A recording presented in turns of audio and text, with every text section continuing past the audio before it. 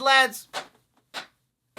Brilliant! Hello Sonic the Hedgehog fans, thanks so much for clicking on this video. My name is Chris. I cannot believe how far we have come with the Sonic the Hedgehog movie. Every time they put out a new trailer for Sonic the Hedgehog 2, I have the same reaction where I tell myself, man, this movie just looks so good, like so much fun. The visuals also look absolutely stunning. And the constant reminder in the back of my head, like this franchise started out on such a bad note where fans demanded a redesign, and fast forward to this second film and they are getting everything right with the fans. Like seriously, the way they recreated that poster for the second Sonic video game, they really care about it, and in this final trailer, maybe they gave away a little too much. Something that I would have liked to have waited and see in theaters, but nonetheless, we're gonna go ahead and break it all down here, talk about this Sonic the Hedgehog movie since it is the final trailer before we see this film. But I'm gonna need you Sonic fans to give me your opinions down below. This is our final chance to theorize and wonder what exactly is gonna be going down in this movie, as well as what we think the big setup is for Sonic the Hedgehog 3, which has already been confirmed along with that spin-off Knuckles series. So be sure you're hitting that like button if this trailer got you insanely hyped. Alright, so starting off here, we have to talk about the day before and the way they're just killing it with this marketing. Yesterday, they announced that we would be getting this trailer today, and I thought it was really cool the way they did it, where they showed us a super sped up version of this Sonic trailer. They even did the clever thing where they threw in just random memeable images of the characters like Sonic, Idris Elba himself wearing Knuckles gloves, Ben Schwartz wearing them oversized Sonic shoes, even going ahead and poking fun at the old design of Sonic. That was super clever of them, and I was wondering how they were going to actually integrate that into the trailer, but now seeing it, they were just there to get people to talking. But starting off here with the actual trailer, we're set in Hawaii during the wedding for Rachel's character. This is Maddie's sister from the previous movie that looks like she finally found herself a man, and I do want to point out some of the fan theories that you guys have been speculating about this film. Some people have theorized that the man that Rachel is going to be marrying in this movie might not be in the interest of actually loving Rachel. A lot of fans started thinking about this just because of how quickly she found him and how overly handsome this dude is. I mean, just look at that goatee. Perfectly straight parallel line. You don't get that anywhere, guys. And with the Gun Corporation being in this movie, some people think he might be sort of a double agent wanting to get close to the family of Donut Lord and Maddie to maybe find out more secrets about Sonic. Now, I don't know if I truly believe this. I mean, it's entirely possible Rachel could get herself a man like this, but it would make for a very interesting plot point if this guy's actually double-crossing the family and he's after just Sonic and Tails. From there, we see James Marsden, Donut Lord's phone, going ahead and ringing off, playing some of that iconic Sonic music. So help me, Thomas! Just love the little Easter eggs they threw in here. And you can even see the photo from his phone is from a scene in the first Sonic movie where he would play baseball out in the field. Cutting to Sonic snowboarding with Tails basically looking dead on his shoulders.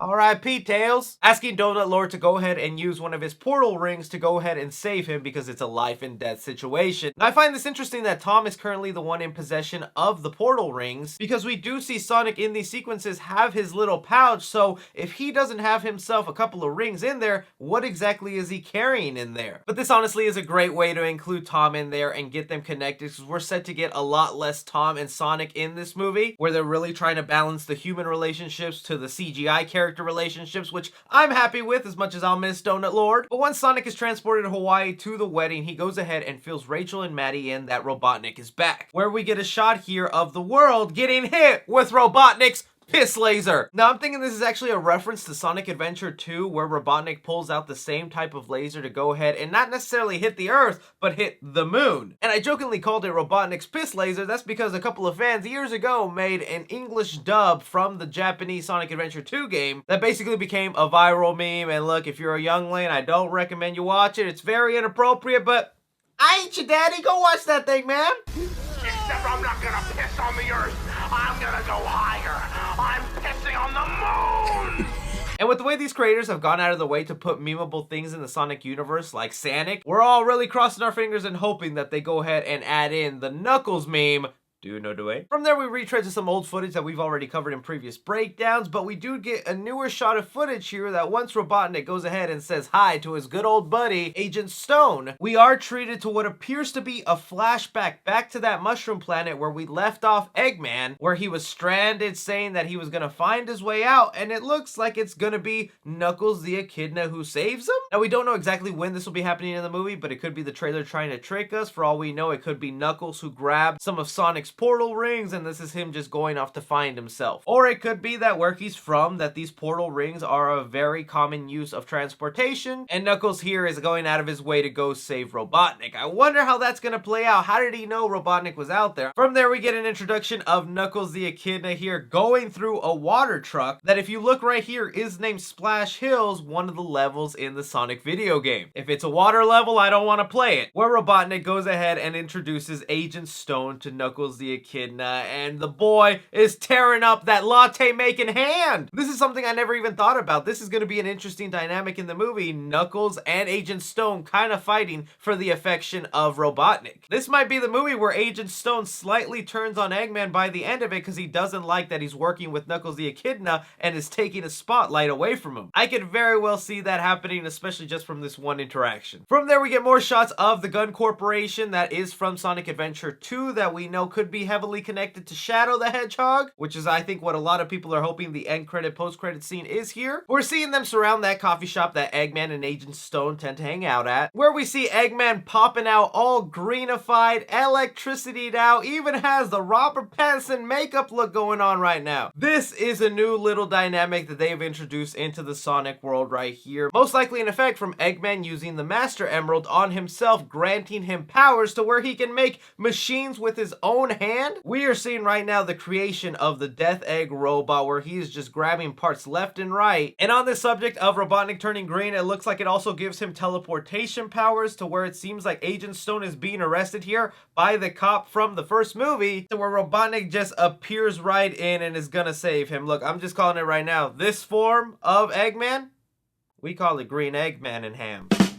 We then cut here to Sonic and Tails going ahead and looking for this Master Emerald before Robotnik gets his hands on it. I love how Sonic has here his pouch, and we see Tails with his own little backpack and device from that end credit scene of the first movie, where we get more of that owl imagery. And I'm just gonna continue on to that theory train, y'all. Longclaw better be alive in this movie. I don't believe it's a coincidence at all that they're using all these owls to be the protector of the Master Emerald, and Knuckles being the person who's the protector of the Master Emerald in this movie. I really do think there's going to be a connection here where Sonic and Knuckles find out they were both raised by Longclaw. But as soon as it looks like they figured out the puzzle to get inside, we see Eggman and Knuckles side by side in his egg pod. I just love how this movie continues to add in those robots from the video games into the actual movie. Even if they're not as colorful from the actual video game, I like this egg white aesthetic. From there, we're just treated to more little action sequences of what we've already seen: Sonic snowboarding with Knuckles chasing him, a couple of flashbacks to early on in the movie where Sonic is pretending to be a superhero and fighting crime out and about. But the part that gets most interesting is when we cut back to James Marsden's character, who's riding off in his truck back at Green Hill Zone that looks to be completely demolished, giving us one of the hardest shots in cinema history. Like, boys, are you seeing what I'm seeing right now? Death Egg Eggman robot. Sonic being very badly beaten to where he's limping to the Master Emerald, and this trailer had already set up the Master Emerald grants you abilities. We're gonna see Super Sonic in this movie, but I just wonder how they're gonna explain him turning yellow over Robotnik turning green. Ending the trailer off here with a tease of the fight between Sonic and Knuckles that just looks so epic.